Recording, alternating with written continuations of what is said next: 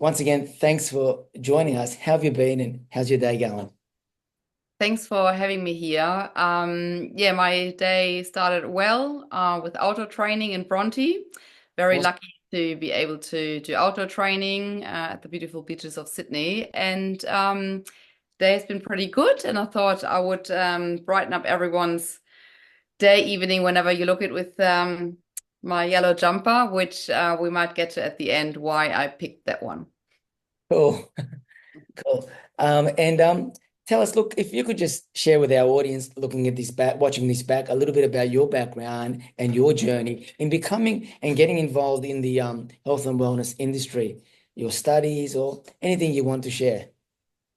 I think firstly, I got really interested in nutrition when I had that was still back in Germany. So I'm born in Germany, and I had like Candida albicans in my gut, meaning like bacteria, fungus, and I was determined to get rid of it. So I saw a doctor and started making my own bread, cut out all the sugar, and that's when I started reading the labels of the products in the supermarket. So that was my journey into eating well, health and well-being. And then in 2004, I came to Australia. I was back then working in tourism in Germany, but also then here in Australia. And in 2007, I started doing personal training. I had a personal trainer. Personal trainer became my husband. We had two kids, and he encouraged me to become a personal trainer because I've always been very active. I love to move my body. In 2011 or 13, I decided to do personal training when my kids were still little, so I was studying on the side, and then I finished my course in 2014.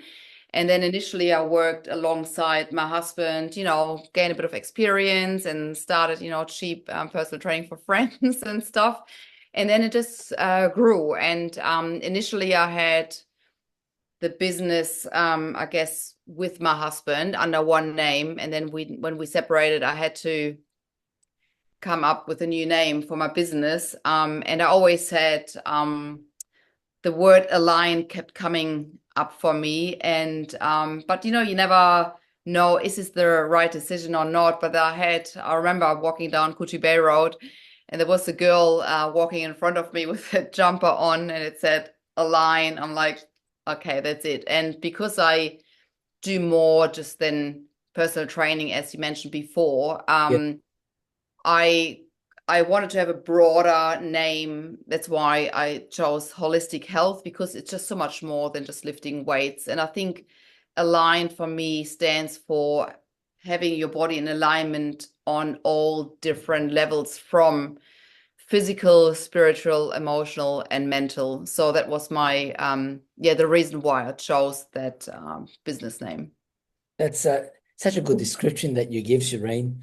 And yeah, so fitting for what you do at the beach, in Bronte, at eLab, where you used to work, and other gyms that you're working at. Look, Shireen, and so you almost answered my next question, which is basically what really got you into this line of work, apart from your husband. I know you've competed in sports and that before. What sort of sports and activities? Because you were you've always been super fit all the time that I've known you, So can you share with us some of some of the things that you did, and what really, apart from your husband, what really it propelled you, and what are you doing right now? I think, to be honest, like I was never really into team sports. I did play a little bit of handball, which it's very European. I played tennis, I did gymnastics, did a bit of diving. So I scratched a few sports, but I was never really competitive. And then I think I started going to the gym fairly early, it must be around when I was 18, because I had to drive to the gym, because where I lived, there's no gym, so I had to drive there. And I did classes. I did do training as well, but I had no idea what I was doing in the gym. Like seriously, it was still what people do, cardio abs, and think they transform their bodies, which didn't really work. And then I think because I really like to move my body, I think it really resonated with me to have a job where I can move freely, because I was joking earlier on my Insta story, when I still worked in tourism, it was quite a spacious office, and when I needed to go to the toilet, I just did cartwheels on the way to the toilet. I just Your gymnastics background came into play. Yeah, exactly. And I still, up until today, I just love gymnastics. I would have loved for my mum to have us starting at the university back then, but I think, I don't know what the reason was. We did swimming actually, but I still love gymnastics. I'm quite flexible as well. And I think the other thing, I saw it as an opportunity to also help people, because I noticed when I started training, like I really transformed my body, and I also noticed how much better I felt. So I think my nature is helping people. And so I thought, like, I have this tuned one-on-one together, moving my own body, helping others do the same. And I'm a really great motivator. I thought, yeah, that's my passion. Like, it's really helping people, you know. You found your calling of what you do. Can you share with us? I know that you do, you shared something really interesting before. It's not really just about lifting weights or running the treadmills or doing push-ups and just calisthenics. There is so much more involved. And you mentioned 4 or 5 different elements. You talked about the holistic side, where you talked about the spiritual, the emotional, the physical, the human movement. You talked about nutrition and stuff like that. How do you feel about health and wellness industry today, and the way that it's moving, and the way you like to project your business and incorporate things for clients? Can you share a little bit about some of the things that you do in your sessions? And Yeah, I think, I mean, it's very interesting. I think you do start to nearly train appropriate to age. I still remember when I was at the gym and I actually hammered my body. I remember still going to E-Lab to one of the guys' classes there and getting pretty smashed, but I loved it, you know. But then I had a few things coming up where I think the universe pushed me to slow down, and then I slowed down for a little bit, and then I went back and then just, you know, burnt myself out a little bit. So I think when you're often young, like in your 20s, you just do the HIIT classes and really just go hard. But then, I mean, the older you get, you just have to train differently. And obviously, I mainly train women. And, you know, we're at an age where some of them have, you know, perimenopause and stuff like that. And you just need to just train differently. And you just have just potentially more ailments. And some of my clients still work so hard, they hardly get to stretch. So what I've incorporated, I just love massaging. I'm not a massage therapist, but I would do trigger point release. Just recently, one of my clients, I could see how she just literally couldn't move anymore. So after the session, I just had her lie down and put my thumb into her glutes just to release the pain. So for me, well-being is priority. I'm not really into hammering my clients unless they want to, you know. I mean, they're still my clients. I do it on a like healthy way, but I like there's some of my clients who are so stressed, and you know how stress causes inflammation in the body, you gain weight, and it's such a vicious circle, and there is just actually no point in going hard. So what I started with this particular client, we do outdoor training at Coogee Beach, and I would start with breath work, you know, to calm her nervous system down. My to-go-to is just take 3 breaths within a minute. So you have to be very slow, like a long inhalation, long exhalation to calm the nervous system down. And we often then go straight into a meditation, like not long, like maybe 3 to 5 minutes. I take her through a visualization with the waves crashing in the background, to just have her arrive, you know, because through work, a lot of my clients arrive in their head. they're very, very ungrounded. I mean, I'm talking this topic because I do the holistic health in terms of spirituality. So I incorporate my knowledge, what I have from my, not other business, still under the same roof, but into my personal training sessions, you know, to give my clients more benefits than just the training. I love it. I love and this is the great thing about these Tuesday night sessions that Nadia and I run, and Nadia supports me in doing these key takeaways that I can take. And that was such a gold nugget in the way you shared, the way you start the session.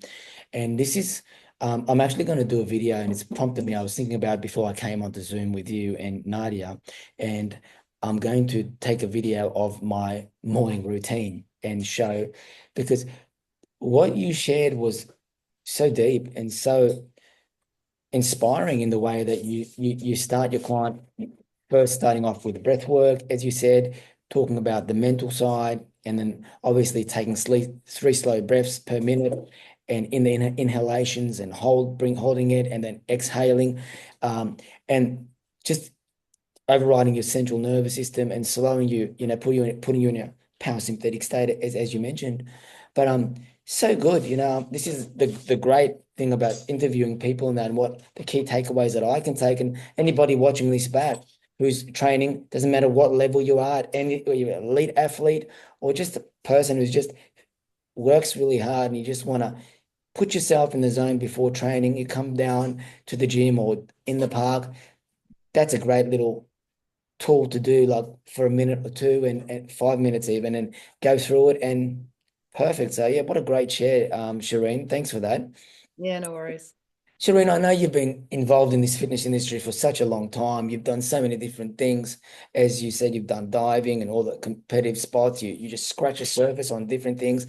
And in doing so, I guess, I was trying to reflect on some of the stuff that I've done and my kids are doing now as a parent, and you're a parent as well. And we expose our kids to so many different things. I guess it's a lot to do with just the growth that we want them to have, the neural awareness, both spiritually, psychologically, emotionally, in team sports, in individual sports, and just growth and understanding where they are, in space. And I think with all that, building their characters, helps them understand exactly where they are in this world. Yeah. But what do you really love most about your work that you do? I think it's really,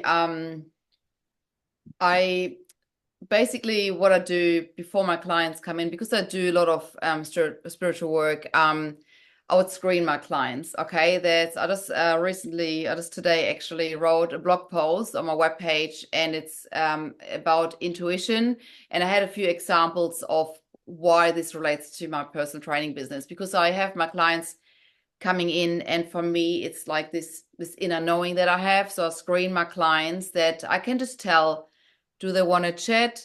Is there anything not right? So I prepare a session, but then in the end I often need to change it, because I can just feel into their bodies whether I can go ahead with what I've planned or not. So that's one thing. I guess the other thing that happens during training is it's actually both ways how I can help my clients. It could be from someone saying, one of my clients said, I applied for a job, I didn't get it, and I said, look, it wasn't meant for you. It's just like those little messages that I can help my clients whilst we're training. We're having these really profound conversations, but on the other hand side, they help me the same way as well. It's not that I give advice and I know everything. I went through a really difficult time this year with the separation, and I think my clients really helped me get through it as well. But I think what I enjoy the most really is helping people. If it comes to nutrition, I have to say, I've really changed. As a personal trainer, you shouldn't be giving advice anyway. So I tell everyone now, just listen to your intuition. Like, if a food doesn't resonate with you, don't have it, because what might be good for me might not be good for you. So I stopped giving this rigid advice of going keto or all of these things. The main I give is like, portion control, obviously, what is it? Trans fats are bad, sugar is bad, soft drinks are bad. I mean, they're really the basic things that I would. Sense, isn't it? Yeah, yeah. But not like I mean, look, some people are vegan and I love meat. Like so that like do what resonates with you. But then if you try to like lose weight and something that you're doing is not working, you still also need to consider your emotional mental state. I know, as I mentioned before, one of my clients, I mean, she's so stressed, and it's like the inflammation in the body, and you can't just be on a diet. Your body probably still holds on to the fat up until you just have regulated your nervous system and just de-stressed, but it's overall helping people feel better overall. Yeah.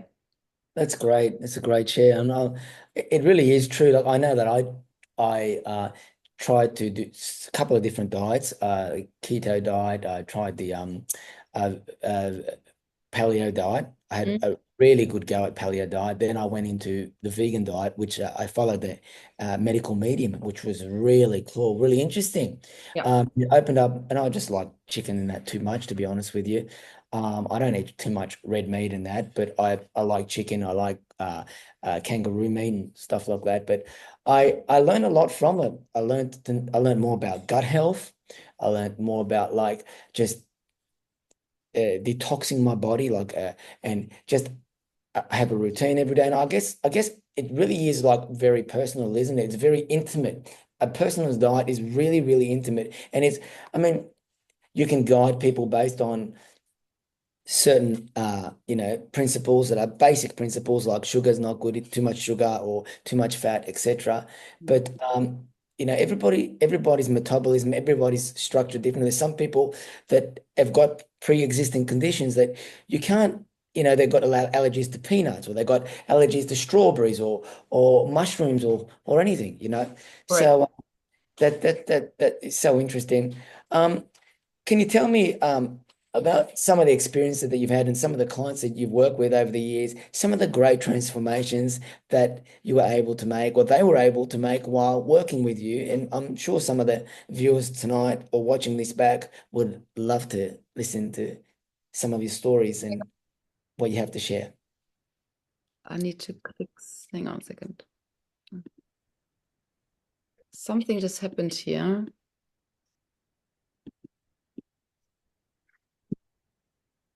It's okay, it's gone now. I had a little pop up here. I think what some of them, actually one of the guys from 𝙾, he just lost, I think, 20 kilos. So that was really amazing. Then I think what I find I mean, everyone's journey is different, but I love having people improve their posture. One of my clients who actually train tomorrow at the park, she's been training with me since 𝙾, and we now train at the park. And her daughter said to her, "Oh wow, Mom, like your posture has really changed," And I think hearing those stories is absolutely incredible. Or for people who just have less ailments, they're just navigating their injuries, So working, strengthening those. Ankles, for example, is another client who has been working with me, and we're stabilizing her ankle by strengthening. So this is like from all aspects, from weight loss to posture to becoming like better joints, like supported joints through better muscle mass around them. So they're my main focuses. And I guess like mentally, to be honest, I think everyone, like, once you've trained, like you just feel so much better on your body, And so does the client. The client, obviously, I think people don't realize the importance of the mental, the psychological aspects and the benefits of exercise, even if it's having a gentle stretch. Now, before this session, I walked out to the Queen's Park. I know we both live not far from Queen's Park. So I went there and I did some grounding. I did some grounding for about half an hour. And then after that, I did some breathwork holds that Dave Pemberton, the guy who does the Batiko breathing method, taught me. And Nadia met Dave as well. He's a really interesting guy, very knowledgeable on nasal breathing. Yeah. I did that before I came back, came on here, and I just felt so good. And I just kind of prepared me for what this Zoom session was about to take place. And I like to do that with everything that I do. So, and I think the endorphins that I got from that alone, wasn't really any vigorous work around or anything. I just walked to the park and I just got out of the house. That alone, just walking around, stretching a little bit, doing some breath work, and that alone just put me in a really good space. Yeah. So I started doing actually grounding now that it's getting warmer. And again, like I refer to this particular client who's just, I mean, she's just so stressed. And she came to the beach the other day, said, you know what, shoes off, we go walking on the beach. So, it's like this intuitive hits that I get. This is what I have to do. It's like this inner knowing that just comes to me, and and it's not the same every single time, but I do get those like, intuitive hits where I just know when she arrives what we do. Yeah, no, that's it. Like you said, everybody's different. There's one particular client that both Nadia and I know that I'm not going to mention names, but doesn't have a great coordination, right? So foot movement and coordination is not their forte, So the other day that person came into the gym, and the first thing I did with them was a dance routine. And he says, what are we doing? I'm supposed to be boxing. I said, yeah, I know, but I'm not going to give you what you want. I'm going to give you what you need. Yeah, exactly. And he goes, okay, so what do I need? I said, what you need to do is to understand that sometimes the message that I give you is not as well understood and reciprocated simply because of your ability to understand or to your awareness through movement with the body and the mind, etc. So we did a little dance step. It was just basic step, and then he got over it and he got better and better. And I used that momentum and that energy that was developed over those 5 minutes to take him into agility ladder drills, and I used that energy to take him to circular drills around the ring. And then we did different foot patterns and that. And from that, then we added punches and all that sort of stuff. And I was able to stimulate his mind and get him in a position, in a mental state where he was able to facilitate most movements in that class. So it really is interesting. I guess it's like teaching somebody to sing, and you take them through different scales, or you might put on a certain piece of music. It really does. Everybody's different, so it influences them differently, Yeah. Correct. Yeah, I agree. And where are you working? What can you tell some of our people watching today, where are some of the areas that you're working? I know you're in the eastern suburbs, Sydney eastern suburbs, but whereabouts? Which beaches? Which gyms? Yeah, I actually I stopped working at the gym in Bonner Junction, and I'm currently just back on my own. I train at Queen's Park. I'm pretty like I have my Vespa, so I'm like a mobile personal trainer, so I can come anywhere, also to someone's house, like I mean in a certain radius. I would say like, eastern suburbs. I did move away from Coogee due to personal circumstances, but I still would go to Bondi, if that works with the sessions. I do Bronte, mainly. Coogee is still my base. I mean, I've lived in Coogee for 20 years, more or less. So I think this is I guess, still my home in a way. And, when you do personal training, like you don't take your clients with you, because personal training, it has to be convenient for everyone. So I do Grand Reserve as well. Where's the Grant Reserve? It's just next to Beach Street. So when you have Coogee Beach in the middle, you go towards Yes, on the left. Yeah, on the left. on the right, actually. So the left, I mean, it depends where you look at. Like the left is Bali Memorial, and I'm just on the other side where Wiley's bath is and the ladies' bath. So just there's like a rotunda, and that's where I train people as well. And then I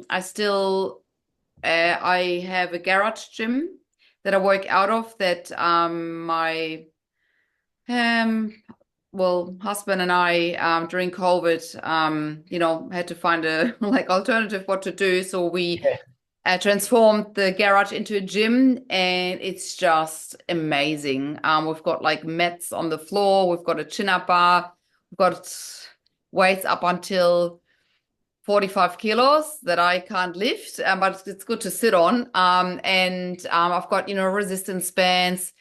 Yeah, so it's perfect when it's raining. It's perfect for there's some of my clients who really want to do weight training. So obviously when I train at the park, I'm not going to take a barbell. Okay, so it's like at least my clients can also choose whether they want to do outdoor training or they want to train at the gym in Coogee. So that's a fantastic place to train out of as well.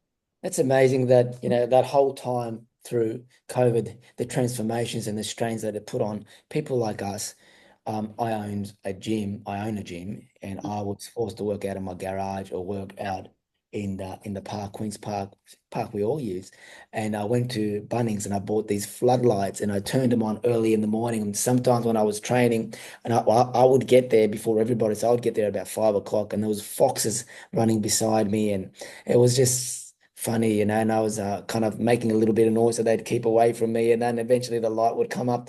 But I don't think really people understand that how much demand on our body, on our mind, physically, emotionally, being a trainer really is. So, I really commend everybody that does our line of work, because some people specialize in different fields. They might specialize in weightlifting and powerlifting and that. Others may specialize in rehabilitation, injuries and all that, or just calisthenics, or human movement, whatever it may be. But it's still so demanding mentally to go from one client to another client, as you know.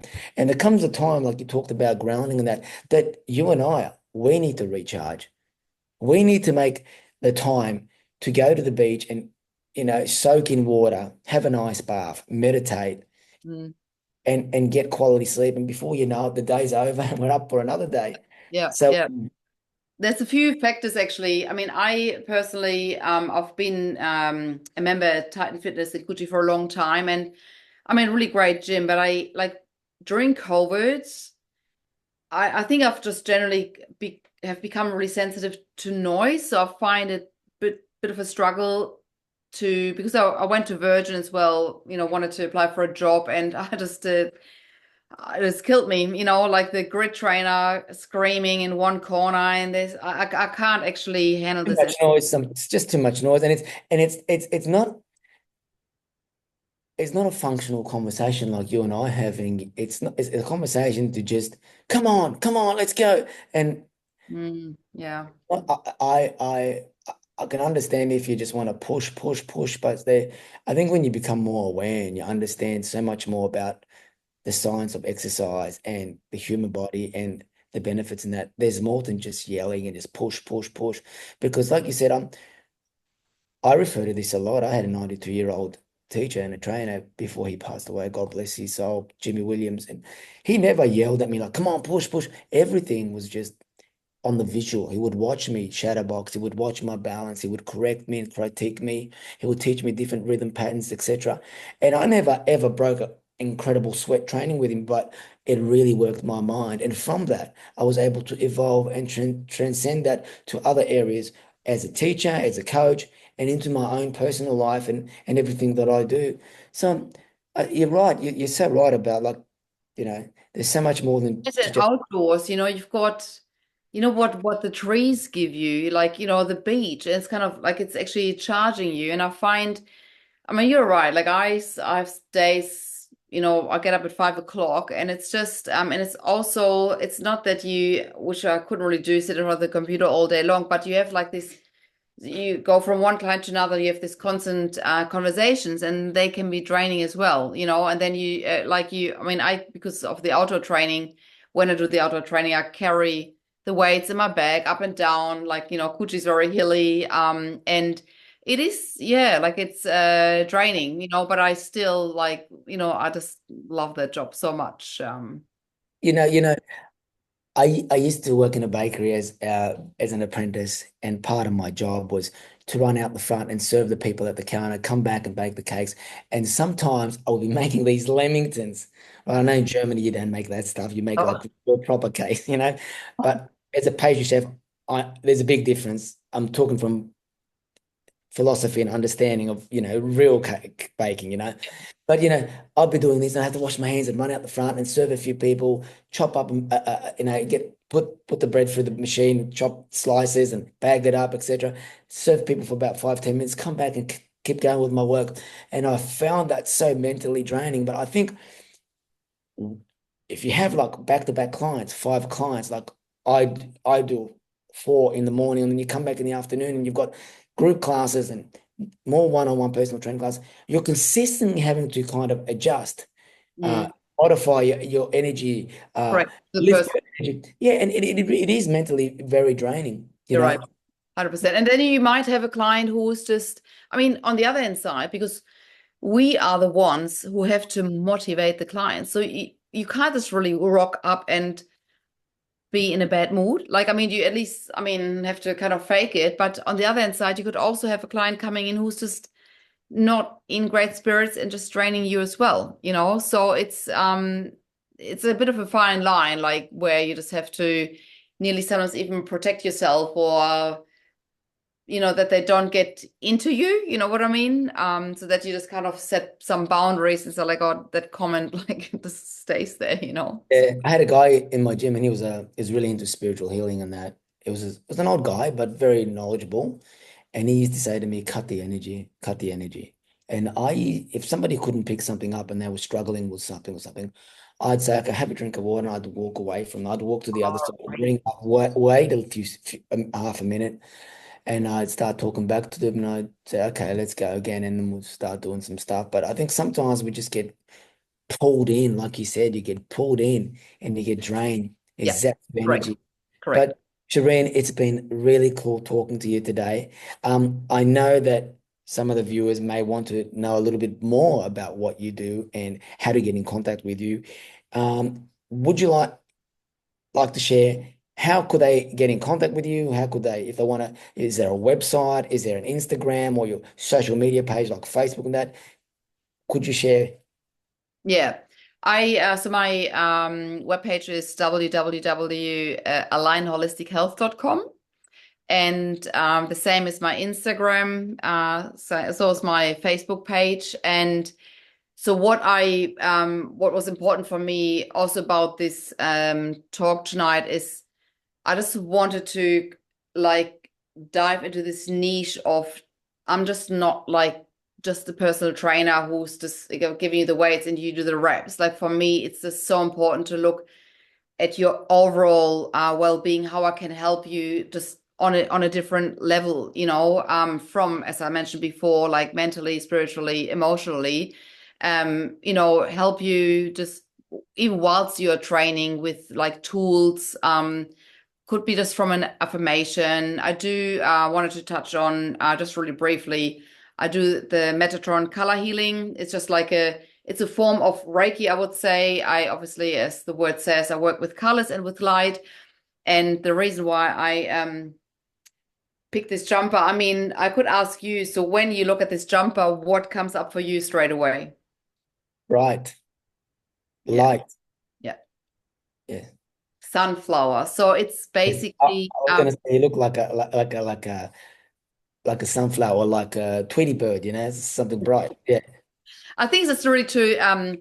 If someone walks past you, there's a lady in Coogee, she wears always pink and orange, but everything from top to toe. And you look at her and you go like, you're happy. It's full on, but it's, she really lifts you up, So I work with that as well, hands-on and distance healing. So that is, well, you find all of that on my webpage anyway. So there's a few different categories what I do. Yeah, under the umbrella. That's really interesting. I'm sure, men will be interested.